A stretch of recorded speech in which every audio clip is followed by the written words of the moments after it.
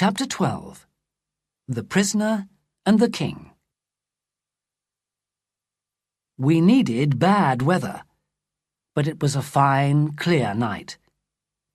At midnight, Sapt, Fritz, and their men left and rode quietly through the woods towards the castle.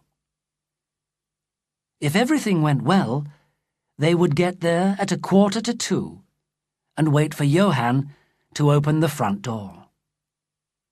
If Johann did not open the door, Fritz would come round to the other side of the castle to find me. If I was not there, then I was dead, and the king too. Sapt and his men would go back to Tallenheim House and return with the marshal and more men to get into the castle. So, half an hour later, I too left Tallenheim. I took a shorter way than Sapt, and when I reached the moat, I hid my horse in the trees, tied my rope round a strong tree, and let myself down into the water. Slowly, I began to swim along under the castle walls. Just after 1:45, I came to the pipe and waited quietly in its shadow. Light was coming from Duke Michael's window opposite me across the moat, and I could see into the room. The next window along, which Johann had said was Antoinette's room, was dark. Then the Duke's window opened, and Antoinette de Mauban looked out. Behind her, there was a man. Rupert of Hentzau. What was he doing in the Duke's room, I wondered. Rupert tried to put his arm round Antoinette, but she moved quickly away. At that moment, I heard the door of the room open, and then the angry voice of Duke Michael. "What are you doing here?" he cried. "Waiting for you, sir," Rupert replied quickly. "I couldn't leave the lady alone." "Well, now you can go to bed. Are Detchard and Bersonin watching the prisoner?" "Yes, sir." A few minutes later, Rupert crossed the drawbridge, and it was pulled up. The light in Duke Michael's room went out, but a light came on, and stayed on, in Antoinette's room. In the silent darkness, I waited. For about 10 minutes, everything was quiet, but suddenly, I heard a noise on my side of the moat. A dark shape appeared in the gateway to the bridge, then turned and began to climb down some hidden steps in the wall. It was Rupert of Hentzau again, with a sword. Silently, he went down into the water and swam across the moat. Then he climbed out, and I heard him unlock the door. It was clear that Rupert of Hentzau had his own secret plans for that night. It was not yet time for Johann to open the front door for my friends, and I still had to wait.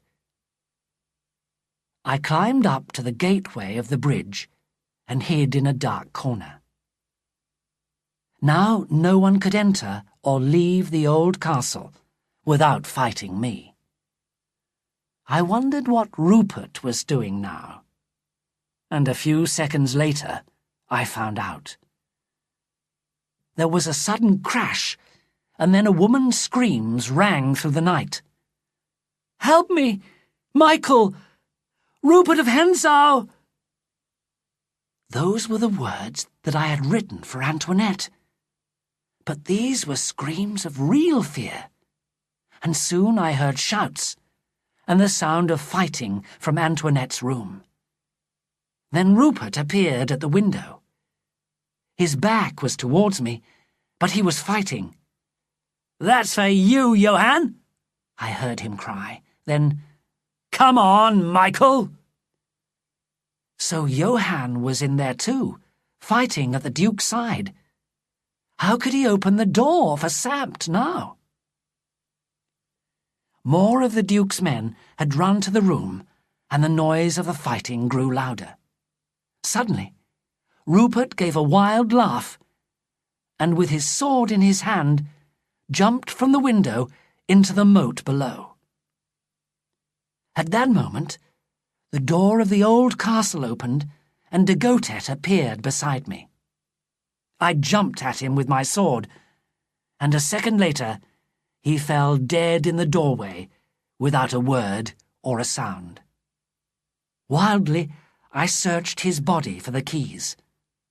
I found them, and in a minute I was in the first room where Bersonin and Detchard were. But there was only Bersonin in the room. Before he had time to realize that I was there, I had killed him. Detchard had run into the king's room and locked the door behind him. I ran at it to break it down. But would I be in time? Was the king already dead? The king was standing helplessly by the wall. But the doctor was also in the room, and the brave little man had thrown himself at Detchard. He gave his life for the king, because, as I entered, Detchard pulled himself free and drove his sword into the doctor's side. Then, with an angry shout, Detchard turned to me. We fought long and hard. Detchard was an excellent swordsman, and I was growing tired. He drove me back against the wall, gave me a deep cut in the arm, and began to smile. In a second, he would kill me. Suddenly, the king realized who I was. "Cousin Rudolph!" he cried. Then he picked up a chair and threw it at Detchard's legs. The Englishman, jumping to one side, turned his sword against the king, and with a cry, the king fell to the ground. Detchard moved towards me again, stepped in the doctor's blood on the floor, and fell to the ground himself. I had him. A second later, his body lay across the dead doctor. But was the king dead? I had no time to find out, because just then I heard the noise of the drawbridge coming down. And that wild cat, Rupert of Hentzau, was still alive. The king must wait for help, while I fought his enemies. I ran out of the room and up the steps towards the drawbridge. And then I heard the sound of laughter. Rupert of Hentzau was laughing. He was standing alone in the middle of the bridge. In the gateway, on the far side, stood a group of the Duke's men. They seemed too frightened to move. "Come out, Michael, you dog!" Rupert shouted. But a woman's wild cry answered him. "He's dead! He's dead!" The men in the gateway moved to one side, and a woman came forward. Her face was as white as her long dress, and her dark hair lay over her shoulders.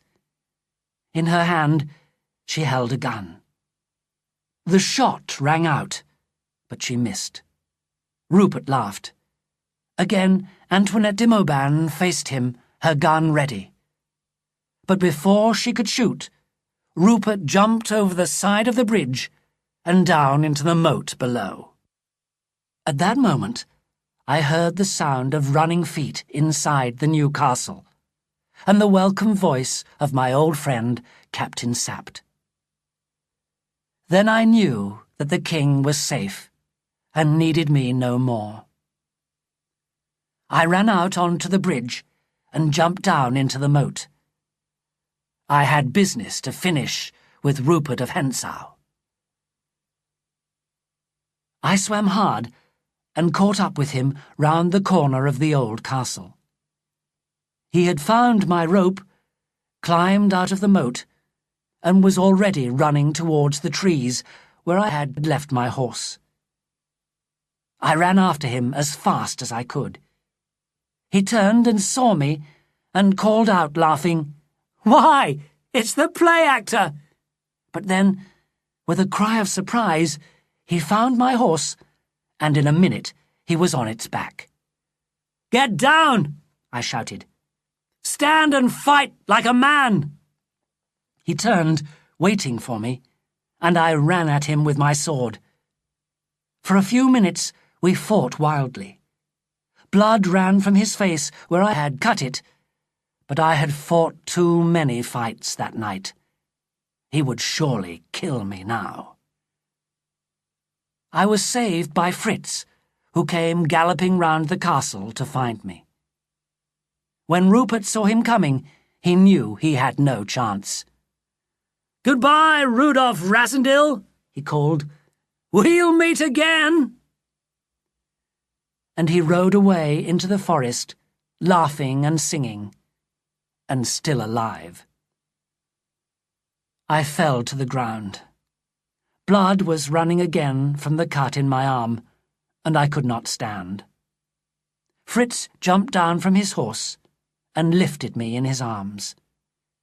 "Dear friend," he said, "thank God I found you. When Johann did not come, we had to break down the castle door. We were afraid we would be too late." "And the king?" I said. "Thanks to a very brave Englishman," Fritz said gently. "The king is alive."